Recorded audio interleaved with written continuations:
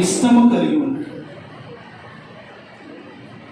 ఒక వ్యక్తిని మనం ఎప్పుడు ఇష్టపడగలుగుతామంటే ఆ వ్యక్తికి నచ్చినట్లుగా మనము చెప్పండి, ఆ వ్యక్తికి నచ్చినట్లుగా మనం జీవించినప్పుడు, నడిచినప్పుడు, ప్రవర్తించినప్పుడు ఆ వ్యక్తికి ఏం కలుగుతుంది? ఇష్టము కలుగుతుంది. అలాగనే మనం ఆరాధిస్తున్న దేవుడు మన ఎడల ఏం కలిగి ఉన్నాడంట? ఆయన ఇష్టము కలిగి ఉన్నాడు. దేవుని స్తోత్రం కలుగును గాక. ఆయన ఇష్టాన్ని, ఆయన చిత్తాన్ని మనం ఈ లోకాన్ని విడిచేంత వరకు ఆయనకి ఇష్టానుసారంగా మనం బ్రతుకుతూ ఉన్నప్పుడు మన జీవితాల్లో ఏది కావాలన్నా దేవుడు మన పాదాల ఎదుకు ఆయన తీర్చుకొని వచ్చును గాక. హల్లెలూయా. చదవండి మూల వాక్యము, మొదటి సమూయేలు గ్రంథము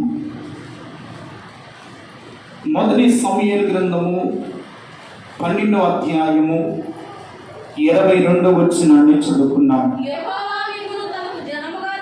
యెహోవా మిమ్మలను తనకు జనముగా చేసుకున్నట్టు ఇష్టము కలిగి ఉన్నాడు. తన ఘనమైన నామము నిమిత్తము తన జనులను ఆయన విడనాడడు. దేవునికి స్తోత్రం కలుగును గాక. చిన్న ప్రార్థన చేసుకుందాం. పరిశుద్ధుడైన తండ్రి, మహోన్నతుడైన దేవ, చదివిన వాక్యాన్ని దీవించి మాతో మాట్లాడండి. ఓ చక్కని వాగ్దానముతో కూడిన సందేశాన్ని దినమున మీరు మాకు అనుగ్రహించండి. నీ వాక్యానుసారముగా జీవించినప్పుడు మా ఎడల ఎటువంటి ఇష్టాన్ని మీరు కలిగి ఉంటారో మీ లేఖనాల ద్వారా కొద్ది నిమిషాలు మీరు మాతో మాట్లాడి మా నీతిని మరొకసారి బలపరచమని, మీ రాకడ కొరకు మమ్మల్ని సిద్ధపరచమని యేసు నామమున ప్రార్థన చేస్తున్నాము తండ్రి.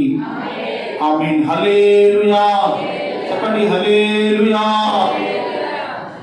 చాలా జాగ్రత్తగా దేవుని మాటలు విన్నాం. క్లుప్తంగా, జాగ్రత్తగా, మెలకువ కలిగి, ఆసక్తి కలిగి దేవుని సన్నిధిలో ఆయన మాటలను జాగ్రత్తగా ఆలకించినట్టు ఈ మొదటి సమూయేలు గ్రంథము 12వ అధ్యాయము 22వ వచనం అన్నాడు, యెహోవా మిమ్మలను తనకు జనముగా చేసుకున్నటకు ఆయన ఇష్టము కలిగి ఉన్నాడు. తన ఘనమైన నామము నిమిత్తము ఆయన తన జనులను విడనాడు వాడు కాడు. దేవుని స్తోత్రం కలుగును గాక. ఇక్కడ రెండు విషయాలు మనకు కనబడుతూ ఉన్నాయి. ఒకటి, ఆయన మన ఎడల ఇష్టము కలిగి ఉన్నాడు. రెండవదిగా, ఆయన మనలను విడనాడు వాడు కాడు. దేవుని స్తోత్రం కలుగును గాక. ఆయన మన ఎడల ఇష్టము కలిగి ఉండడానికి గల కారణము ఏమిటంటే యెహోవా మిమ్మలను తనకు జనముగా చేసుకొని ఉన్నాడు. మనల్ని ఏం చేసుకున్నాడట? జనముగా చేసుకొని ఉన్నాడు. ఆయన పిల్లలమైనటువంటి మనము ఆయనకి ఇష్టము కలిగి ఉన్నట్లుగా ఉన్నామంట. ఇప్పుడు మనకు ఉన్నటువంటి బిడ్డలు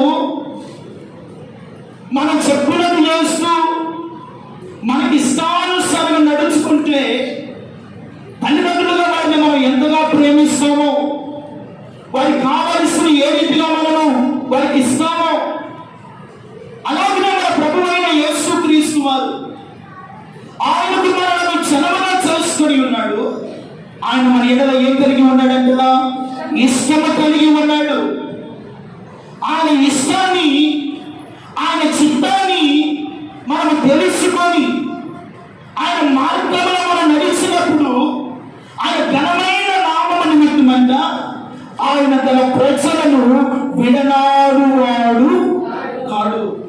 ఆయన విడనాడే దేవుడు కాదు. ఆయన ఏ సందర్భంలోనైనా మనం విడనాడు వాడు కాడు. ఒకవేళ విడిచిపెట్టినట్లయితే, ఒకవేళ మనకు మన ఎడల ఇష్టం లేకుండా ఉన్నట్లయితే ఈ రోజు ఆయన సన్నిధిలో కూర్చునే వారమై కాదు. ఈ రోజు ఆయన బలిపీఠం యొక్క ఆయనకు జనముగా మనం నివసించే వారము కాదు. ఎందుకంటే ఆయన మనందరి ఎడల ఇష్టము కలిగి ఉన్నాడు కనుకనే ప్రతి ఆపద నుండి ప్రభు మనలను కాపాడుతూ వచ్చాడు. దేవుని స్తోత్రం చెప్పండి. ప్రతి శోధన నుండి మనల్ని తప్పించి వచ్చాడు. ప్రతి విధమైన బలహీనతల నుండి, ఓ భయంకరమైనటువంటి స్థితిగతుల నుండి దేవుడు మనల్ని కాపాడుతూ అనుక్షణమ కంటికి రేపవలే ఆయన కుదుటక నిద్రపోక దేవుడు గడిచిన మాసమంతలో కాపాడి ఈ అక్టోబర్ మాసంలో అంటున్నాడు, నేను మీ ఎడల ఇష్టము కలిగి ఉన్నాను. దేవునికి స్తోత్రం కలుగును గాక. ఎడల నేనేం కలిగి ఉన్నాను? ఇష్టము కలిగి. ఇంకా మన ఎడల ఇష్టం కలిగి ఉండాలంటే మనం ఏం చేయాలో ప్రభు చెప్తున్నాడు. మనమంట ఆయన మాటలు వినాలి. ఏం చేయాలంటే కొన్ని సందర్భాల్లో ఆయన మాటలు వినకుండా ఆయన మన మీద ఉన్నటువంటి ఇష్టాన్ని తొలగిపోయేటట్లుగా, మన మీద ఉన్నటువంటి ప్రేమను, మన మీద ఉన్నటువంటి ఆశీర్వాదం కొన్ని సందర్భాల్లో మనం పోగొట్టుకున్నాడు. కారణం ఏమిటి అంటే యెహోవా మాటలు మనం ఏం చేయలేకుండా వినలేదంట. చదవండి, అదే మొదటి సమూయేలు గ్రంథము 12వ అధ్యాయము 15వ వాక్యాన్ని చదువుకుందాం. అయితే యెహోవా మాట వినక ఆయన ఆజ్ఞలను భంగము చేసిన యెహోవా హస్తము చూడండి, మీ పితరులకు విరోధముగా ఉన్నట్లు మీకును విరోధముగా ఉండును. చాలు చాలు. యెహోవా మాటలు వినకపోవడాన్ని బట్టి ఆయన ఆజ్ఞలకు ఏం కలుగు చేశాడు? ఎంత ఇష్టం కలిగి ప్రేమ కలిగి దాసుల గృహైన ఐగుప్తిలో నుండి దేవుడు ఏం చేస్తాడు? ఏం చేస్తాడండి? విడిపించాడు కదా, వారిని రక్షించాడు కదా. ఆయన భయంకరమైనటువంటి చెరలో నుండి దేవుడు వారిని వెలుపలికి తీసుకుని వచ్చాడు కదా. వారి ఎడల దేవుడు ఏం కలిగి ఉన్నాడు? ఇష్టము కలిగి ఉన్నాడు. ఇష్టము కానీ లేకపోతే దేవుడు విడిపించేవాడా? నాయకుడైన మోషేని పంపించేవాడా? ఐగుప్తులో దేవుడు మహత్కార్యాలు చేసేవాడా? దేవుడు తన ప్రజల ఎడల ఇష్టము కలిగి ఉన్నాడు కనుకనే వారిని ఆ లోకమనే ఐగుప్తులో నుండి దేవుడు ఏం చేశాడు? వారిని విడిపించుకుంటూ వచ్చాడు. ఆయన విడిపించి ఎన్నో కార్యాలు, ఎన్నో మేలులు, ఎన్నో ఉపకారములు చేసినటువంటి ఇశ్రాయేలు ఏం చేశారు అంటే యెహోవా మాట నించలేదంట, వినకపోవడాన్ని బట్టి. ఈ రోజున దేవుడు మనతో మాట్లాడుతున్నాడు. ఒకవేళ మన కుటుంబాల్లో మనం అనుభవిస్తున్న శోధన కానీ, మనం పడుతున్నటువంటి ఇబ్బందులు కానీ, మనం అనుభవిస్తున్నటువంటి బలహీనతలు కానీ, ఒకవేళ మనం అనుభవిస్తున్నటువంటి శోధన కానీ ఈ రోజున మనం అనుభవిస్తున్నాం. ఒకవేళ ఎందుకు ఈ మనకు సంప్రదించి ఎందుకు మన జీవితాల్లోనికి దేవుడు అనుమతించాడంటే, ఒకవేళ కొన్ని సందర్భాల్లో ఆయనకు ఇష్టముగా మనము బ్రతకలేకపోతున్నామేమో, ఆయన ఇష్టాన్ని మన మీద చూపించలేక, ఆయన ప్రేమను మనం ఆస్వాదించలేక, ఆయన చెప్పినది మనం చేయక, ఆయన మాటలు వినకుండా జీవించిన కారణాన్ని బట్టి ఏమో అని ఒక్కసారి ఎప్పుడైనా మనం ఆలోచన చేస్తున్నామా? మరలా చదవమ్మా 15వ వచనము. అయితే యెహోవా మాట వినక ఆయన ఆజ్ఞను భంగము చేసిన ఎన్నిసార్లు దేవుని ఆజ్ఞలను మనం ఏం చేస్తామంట? భంగము చేస్తాం. అంటే దేవుని ఆజ్ఞలను త్రోసివేసాం, దేవుని మాటను విడిచిపెట్టాము, దేవుడు చెప్పినది చేయకుండా ఎన్నిసార్లు ఆయనకి బాధలు కలుగు చేసాము. ఆలోచన చేసుకోవాలి దేవుడు. అందుకనే మన పితరులకు ఏమయ్యాడట? ఆయన మన పితరులకు విరోధముగా ఉన్నట్లు మీకు కూడా ఏం చేస్తాడంట? వారు ఆయన మాట వినకపోవడాన్ని బట్టి వారికి ఏమైపోయాడు? దేవుడు విరోధం అయిపోయాడు కదా. మనము కూడా దేవుని మాట వినకపోతే మనం ఏమైపోతాము? దేవుడు మనకేమైపోతాడు? విరోధి అవుతాడు. ఆయన విరోధి అయ్యాడనుకో, ఆయన మాటలు మనం వినలేదనుకో, ఆయన మన ఎడల ఇష్టం కలిగి ఉంటాడా? కోపాన్ని కలిగి ఉంటాడా? కోపడుతూ ఉంటాడు. ఆయన కోపపడే ఉంటాడు, ఆయన గద్దిస్తాడు, ఆయన సరి చేస్తాడు, ఆయన బాగు చేస్తాడు. ఇవన్నీ దేనికయ్యంటే ఆయనకి ఇష్టంగా నువ్వు బ్రతకాలని. దేవుని స్తోత్రం కలుగును గాక.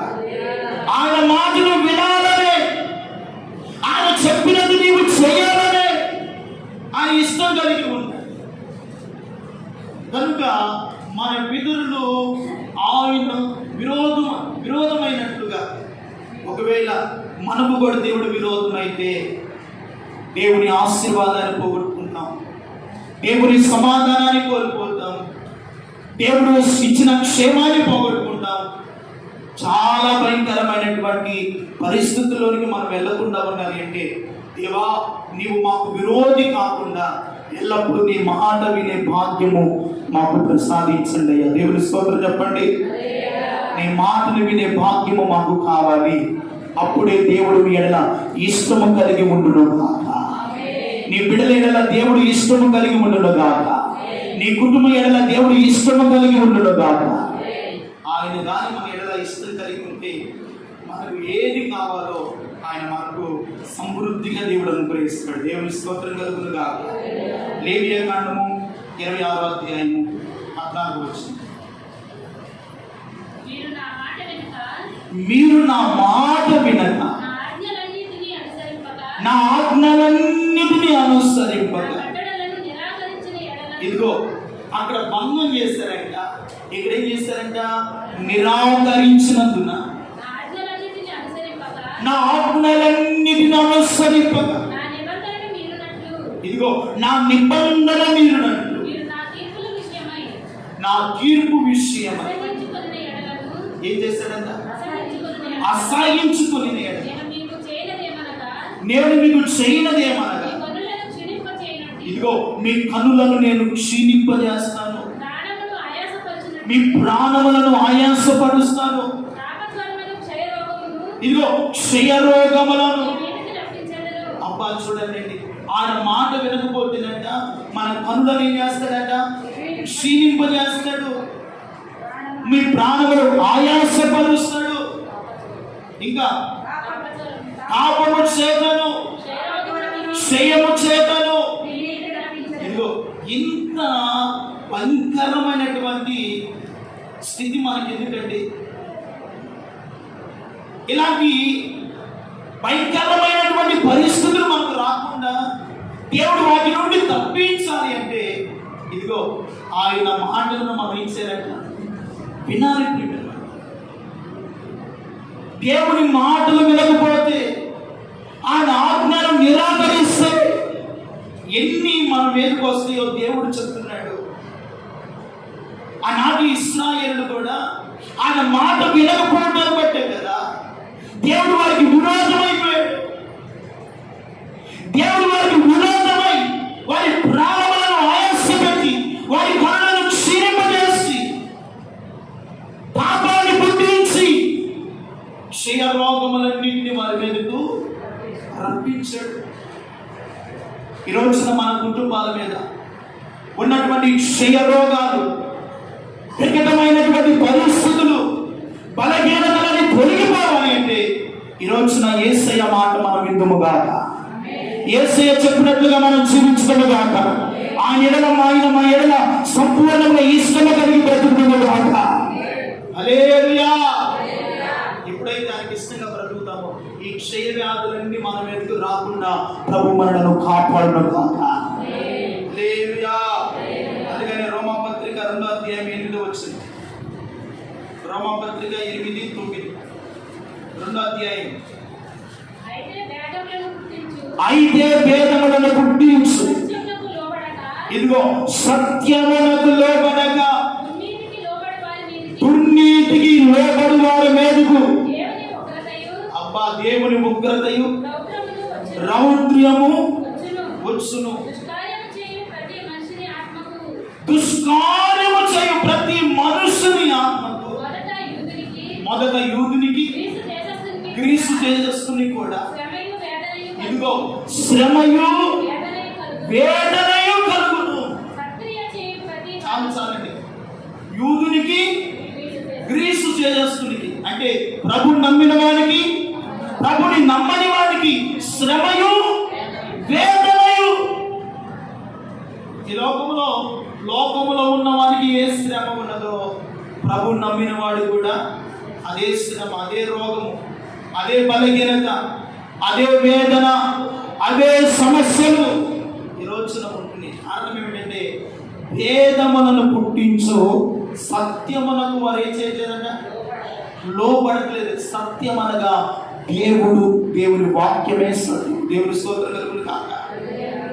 మనము సత్యవాక్యానికి లోబడినంత కాలం ప్రియమైన వాళ్ళరా మన మీదకు శ్రమయు వేదనయు వస్తుంది. అందుకని దేవుని వాక్యానికి మనము లోబడుతుముగాక. దేవుని వాక్యానికి లోబడి బ్రతకండి. శ్రమ, దుఃఖము, వేదన మీ నుండి తొలగిపోవునుగాక. ఆయన మాటలు విన్నాం. ఆయన మాటలు విన్నప్పుడే ఆయన మన ఎడల ఏం కలిగి ఉంటాడంట? ఇష్టము కలిగి ఉంటాడు. ఆదాము అవ్వల ఎడల ఎంత ఇష్టం కలిగి ఉన్నాడండి. ఎప్పుడైతే ఆయన మాటలు వినకుండా పోయారో ఇష్టానికి కాస్త ఏమైంది? పోగొట్టుకున్నారు. దేవుడే వారిని స్వయముగా తన చేతిలోని బయటికి వారిని పంపించేస్తారు. అంతవరకు ఇష్టంగా బ్రతికాడు కదా. ప్రతి రోజున వచ్చి వారికి ఏం చేస్తున్నాడు? దేవుడు మాట్లాడుతూ, అలంకరిస్తూ, వారి యోగక్షేమాలు తెలుసుకుంటూ, వారు ఎలా ఉన్నారో, ఎలాగో ఆరోగ్యంగా ఉన్నారో, ఆరోగ్యంగా లేరో అని దేవుడు ప్రతిరోజు వచ్చి వారిని చూస్తున్నాడంట. దేవుని స్తోత్రం కలుగునుగా. నీవు కూడా ఆయనకి ఇష్టంగా బ్రతికితేనంట ప్రతిరోజు నీ కుటుంబంలోనికి నా దేవుడు వచ్చునుగాక. ప్రతిరోజు వస్తాడు. ఎప్పుడయ్యా అంటే ఆయన మాటను మనం ఏం చేయాలంట? వినాలి. మన పితరుల వలె దేవుడు మనకు విరోధి కాకుండా, ఆయన మనకు విరోధి అయిపోతే శ్రమ వచ్చింది, వ్యాధులు వచ్చింది, బలహీనతలు వస్తాయి. ఇదిగో క్షయ వ్యాధులను దేవుడు మన మీదకు పంపిస్తాడు. ఆయన మాటను విని మన మీద ఆయనకి ఇష్టము కలిగే రీతిగా మనము దేవునికి అప్పగించుకుందాముగా. హల్లెలూయా. రెండవదిగా చెప్పాడు కదా, ఆయన తన చెరులను విడనాడు వాడు కాదు. ఒకటి, ఆయన మాటలు వింటే ఆయనకు మన మీద ఏం కలుగుతుందంట? ఇష్టం కలుగుతుంది. రెండవది, ఆయన తన చెరులను ఆయన ఏం చేయడంట? విడనాడు వాడు కాదు. ఆయన విడిచిపెట్టడమో ఇంతకాలం నీ కుటుంబాన్ని కావచ్చు, నీ బిడ్డల జీవితాన్ని కావచ్చు, నీ భవిష్యత్తులో కావచ్చు, నీ ఆత్మీయ స్థితిలో కావచ్చు. ఒకవేళ నీవు విడిచిపెట్టేవేమో, లేకపోతే దేవుడు విడిచిపెట్టాడేమో నీకు తెలుసు.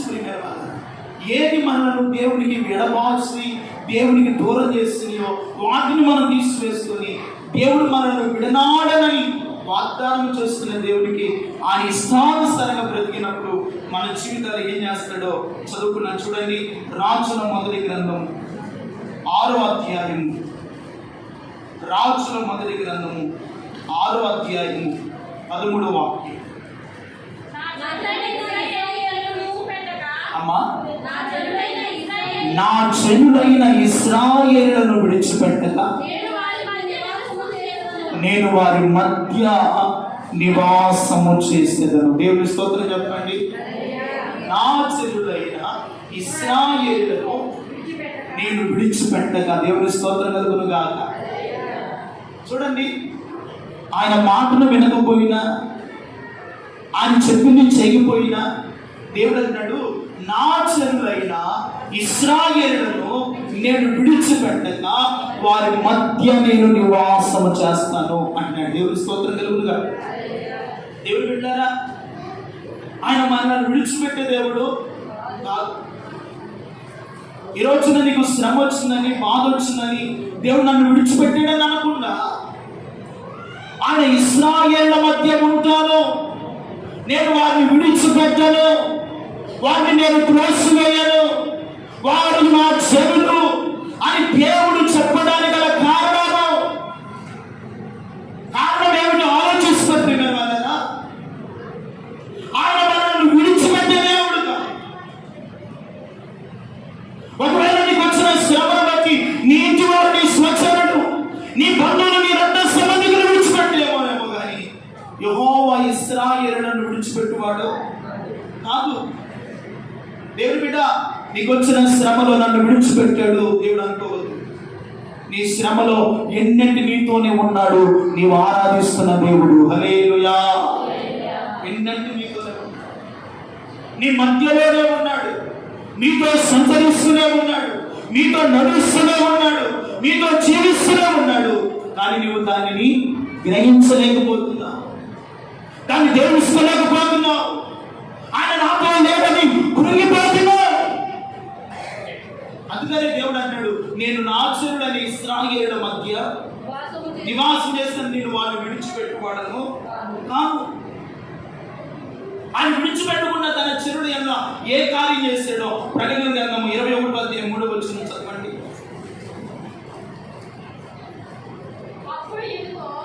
అప్పుడు ఇదిగో దేవుని నివాసము మనుషులతో కూడా ఉన్నది, ఆయన వారితో కాపురముండును, ఆయన వారి ప్రజలై ఉండును, దేవుడే వారికి తాను దేవుడై ఉండి ఇదిగో వారికి తోడై ఉండును, తుడిచివేయును, మరణమైనను దుఃఖమైనను ఏడ్పైనను వేదనైనను ఉండకూడదు, మొదటి సంగతులు గతించిపోవునని సింహాసనాసనుడైన వారిని గొప్ప స్వరముతో చెప్పుగా నేను విన్నాను. దేవుని స్తోత్రం కలుగును గాక. భక్తుడైన యోహాను విన్నాడు, దేవుని నివాసము మనుషులతో కూడా ఉన్నది, ఆయన వారితో ఏం చేస్తున్నాడంట? కాపురము చేస్తూ ఉన్నాడు. ఆయన నివాసము మనతో కూడా ఉంది కనుకనే ఆయన ఎన్ని స్వాదలు వచ్చినా, ఎన్ని ఆపదలు వచ్చినా నీ కుటుంబాన్ని విడిచిపెట్టకుండా ఉన్నాడు. దేవుని స్తోత్రం కలుగును గాక. ఏం చేస్తున్నాడు ఆయన? విడిచిపెట్టలేదు. విడిచిపెట్టకుండా ఆయన నీ మధ్యలో ఏం చేస్తున్నాడంట? నివాసము చేస్తున్నాడు. నీ కన్నుల నుండి వచ్చిన ప్రతి బాష్పబిందు, నీ కన్నుల నుండి వచ్చిన ప్రతి కన్నీటిని దేవుడు తుడిచి వేస్తూ ఉన్నాడు. దేవుని స్తోత్రం కలుగును గాక. ఏ మరణమైనను, రోగమైనను, వేదనైనను, దుఃఖమైనను మీకు రానియక ఆయన ఇంతవరకు కాపాడుతూ ఉన్నాడు. కారణం ఏమిటంటే, నా జనులైన ఇశ్రాయేలులను నేను విడిచిపెట్టువాడును. ఒకవేళ ఆయన విడిచిపెడితే వేదనే కదండి, మరణమే కదండి, దుఃఖమే కదండి, కన్నీళ్ళే కదండి. కానీ ఎందుకో దేవుడు మనల్ని ప్రేమించి మన ఎడల తన కృపను చూపించి ఆయన మన మధ్యలో నివాసం చేస్తూ ఉన్నాడు. దేవుని స్తోత్రం కలుగును గాక. ఈ మాసం అంతట్లో కూడా దేవుడు మన కుటుంబాల మధ్యలో ఆయన సంచరించును గాక, ఆయన నివసించును గాక. ఆయన మనతో నివసిస్తే అంట వేదన తొలగిపోతుంది, మరణం ఉండదు, దుఃఖం ఉండదు, బలహీనత ఉండదు. సింహాసనాసీనుడైన వాడు చెప్పుగా నేను విన్నాను అని దేవుడు చెప్పాడు. ఈరోజు నా దేవుని మందిరానికి వచ్చిన దేవుని బిడ్డ, నా ప్రియమైన తల్లి, నా ప్రియమైన యవన బిడ్డ, సహోదరి సహోదరులారా, దేవుడు నీతో ఉన్నాడన్న సంగతి మర్చిపోవద్దు. ఆయన నిన్ను విడిచిపెట్టడన్న సంగతి మర్చిపోవద్దు. ఆయన నిన్ను బలపరిచే దేవుడై ఉన్నాడు. ఆయన మాటలు వింటూ ఆయనకి ఇష్టము కలిగే ప్రాయాన్ని మనం సంపాదించుకొని దేవునితో కలిసి మనం అడుగులు వేయగలిగితే, ఇదిగో సింహాసనాసీనుడైన దేవుడే మీ మధ్యలో సంచరించి మీకు అపాయము కలగకుండా నా దేవుడే కాపాడును గాక. హల్లెలూయా. చేస్తారంటే ఆయన కాపాడు. అందుకని 94వ కీర్తన 14 యాతాను భక్తుడు అంటాడు, ఒక చక్కని మాట అంటాడు.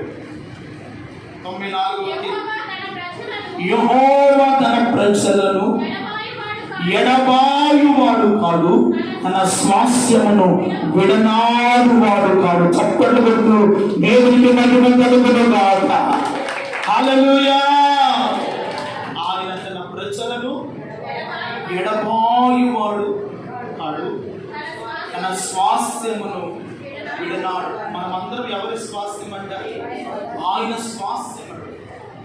ఇశ్రాయేలును ఆయన స్వాస్యం కనుక వారు మాట వినకపోయినా, చెప్పినది చేయకపోయినా, దేవుడు వారి ఎడల జాలిపడి ప్రేమ కలిగి వారి మధ్య నివసించడానికి ప్రభు ఇష్టపడుతూ ఉన్నాడు. దేవుని స్తోత్రం కలుగును గాక. అందుకని తన స్వాస్థ్యమును ఆయన విడనాడు వాడు. ఆయన మనల్ని విడిచిపెట్టే దేవుడు కాదు. ప్రేమ, నీ కుటుంబాన్ని విడిచిపెట్టడు, నీ బిడ్డలను విడిచిపెట్టడు. నీకున్న బలహీనతలో దేవుడు నిన్ను ఎన్నడూ చేయి విడిపడాయి. బాధపడనక్కర్లేదు, నిరాశలో ఉండవనక్కర్లేదు. ఆయన నీ మధ్యలో ఏం చేస్తున్నాడంట? సంచరిస్తూ నివాసం చేస్తున్నాడు. అందుకనే మన కుటుంబాల్లో ఉన్న మరణము తొలగిపోవునుగాక, రోగము తొలగిపోవునుగాక, మన కుటుంబాల్లో ఉన్న సమస్యలు తొలగిపోవునుగాక, అప్పులన్నీ దేవుడు తీర్చబడునుగాక, సమస్యలని ప్రభు తొలగించునుగాక. ఆయన మన మధ్యలో ఉంటాడు. ఆయన మనతో ఉంటే ఆయన మన మధ్యలో ఉంటే సమస్యలన్నీ తీర్చగలిగిన వాడు మనం ఆరాధిస్తున్న దేవుడు మాత్రమే. హల్లెలూయా. ఆయన మన సమస్యలన్నీ తీర్చగలిగిన వాడు, మనల్ని బలపరచగలిగిన వాడు, మనల్ని తన ఉన్నతమైన ప్రణాళిక చొప్పున తన స్వాస్థ్యమును విడనాడకుండా కాపాడగలిగిన దేవుడు. హల్లెలూయా. ఆ సంఘమైనటువంటి స్వాస్థ్యమును దేవుడు తన మహిమగలిగిన రాకడ కొరకు మనందరినీ సిద్ధపరచునుగాక. ఒక్కడు చెప్పి నేను ముగిస్తాను. ద్వితీయోపదేశకాండం 7వ అధ్యాయం 8వ. ఆయన మన ఎలా ఇష్టం కలిగి ఉండి, అయితే యెహోవా మిమ్మల్ని ప్రేమించువాడు కనుక, తాను మీ తండ్రులకు చేసిన ప్రమాణమును నెరవేర్చువాడు కనుక, ఆయన మీ కనుల ఎదుట చేసిన మీ తండ్రులకు చేసిన ప్రమాణం నెరవేర్చువాడు కనుక, యెహోవా బాహుబలము చేత మిమ్మల్ని రప్పించి దాసుల గృహలో నుండి ఐగుప్తు రాజైన ఫరో చేతి నుండి మిమ్మల్ని విడిపించెను. కాబట్టి నీ దేవుడైన యెహోవా తానే దేవుడని తన్ను ప్రేమించి తన ఆజ్ఞలను అనుసరించు వారిని ఇగో తన నిబంధన స్థిరపరచువాడును, 1000 తరముల వరకు కృప చూపువాడును, నమ్మదగిన దేవుడై ఉన్నాడు. దేవునికి మహిమ కలుగును గాక.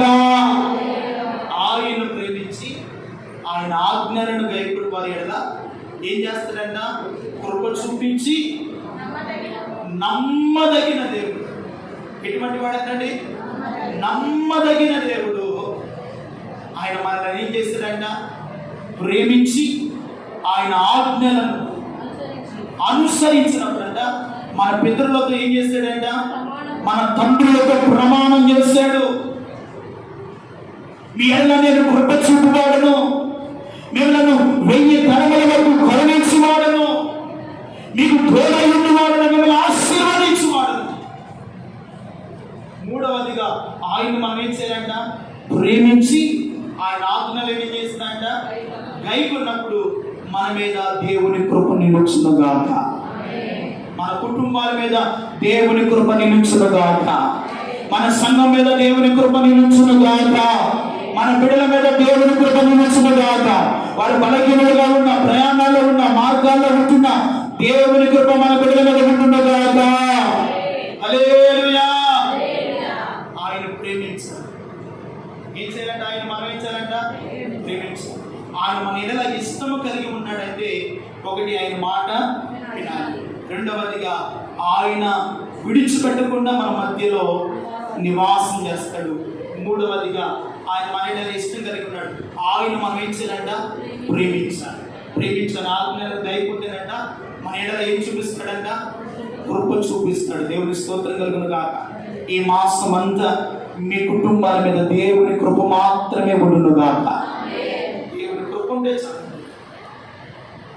ఆహారం లేకపోయినా, నీళ్ళు లేకపోయినా ఉండొచ్చేమో కానీ దేవుని కృప లేకపోతే బ్రతుకుతామా?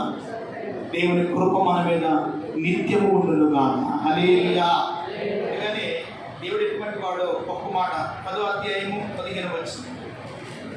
అదే ద్వితీయోపదేశకాండం. అయితే యెహోవా నీ పితరులను ప్రేమించి 10వ అధ్యాయం నేను తిరిగి ఆ కొండకు దిగి వచ్చితిని. ద్వితీయోపదేశకాండం. అయితే యెహోవా నీ పితరులను ప్రేమించి అది అయితే యెహోవా నీ పితరులను ప్రేమించి వారి యందు ఆనందపడి వారి యందు ఏం పడ్డాడన్న?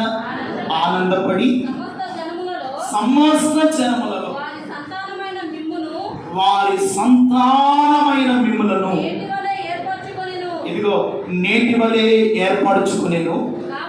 కాబట్టి మీరు సున్నతి మీరు సున్నతి లేని లేని మీ హృదయములకు సున్నతి చేసుకొని మీ హృదయములకు సున్నతి చేసుకుని ఇక మీదట ముష్కరులు కాకుండుడి. ఇక మీదుగా మీరు ముష్కరులు కాకుండా ఉండు. దేవుని స్తోత్రం కలుగును గాక. ఇంకా ముష్కరులు కాకుండా ఉండమంటే మీరు ఆయన ప్రేమించాలి, ఆయన మీడల కృప చూపిస్తాడు. అయితే మీ పితరులు ఆయన ఆజ్ఞలను కట్టడలకు లోబడినట్లుగా ఇక మీరేం కాకూడదంట, ముష్కరులు కాకుండా చూచుకున్నది. దేవుని స్తోత్రం కలుగుతారు కాక. ఇకెన్నడూ కూడా దేవునికి మనం అవిధేయులుగా మాటల ద్వారా కానీ, క్రియల ద్వారా కానీ, ప్రవర్తన ద్వారా కానీ, మన నోటి మాటల ద్వారా కానీ ఇదిగో ఒక ముష్కరుల వలె మనం ప్రవర్తింపకుండా మన దేవుడు పరిశుద్ధుడై ఉన్నాడు కనుక మనము కూడా పరిశుద్ధముగా బ్రతుకుదుము గాక. హల్లెలూయా. కనుక మూడవదిగా ఆయన ప్రేమించాలి, ఆయన ఆజ్ఞలను కైకొనాలి, ఆయన చెప్పింది మనం చేయాలి. అప్పుడే మన ఎడల దేవుడు ఏం కలిగి ఉంటాడంట, ఇష్టం కలిగి ఉంటాడు, ప్రేమ కలిగి ఉంటాడు. ఆ ప్రేమ కలిగి ఉన్నాడు కనుకనే ఇదిగో దీవిని విడిచి భూమికి దిగి వచ్చాడంట. దేవుని స్తోత్రం కలుగును గాక. ఏమి విడిచాడంట, దీవిని విడిచి భూమికి దిగి వచ్చి నీ కొరకు నా కొరకు కల్వరి శిలువలో తన ప్రాణాన్ని ఆయన పెట్టాడు. ఆయన వలె ప్రేమ గలవాడు ఎవరున్నారండి? ఆయన మాత్రమే ప్రేమాస్వరూపి అయిన దేవుడు. చప్పట్లు కొడుతూ దేవునికి మహిమ కలుగును గాక.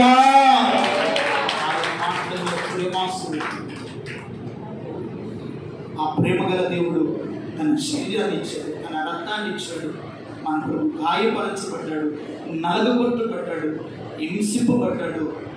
ఆయన చిత్రహింసను అనుభవించాడు.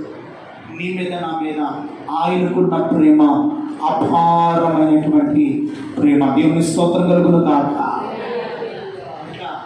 ఆయన ప్రేమలో మనం నిలుచుకుంటే మన ఎడల ఆయన ఇష్టం కలిగి ఉంటాడు. మనం ఎప్పుడైతే ఆయనకి ఇష్టంగా బ్రతుకుతామో మనకు కావలసినవన్నీ దేవుని యొద్దనే మనం పొందుకుందాము గాక. అది ఆశీర్వాదమైన, స్వస్థత అయినా, నెమ్మది అయినా, కాపుదలైనా ఆయన ఇస్తేనే మనం బ్రతుకుగలుగుతాం. దేవుని స్తోత్రం కలుగును గాక. ఆ కాపుదలలో, ఆ కృపలో దేవుడు మనందరినీ నడిపించును గాక. అట్టి కృపా ప్రభుత్వం ఇచ్చేది గాక. ప్రార్థన చేస్తున్నాం.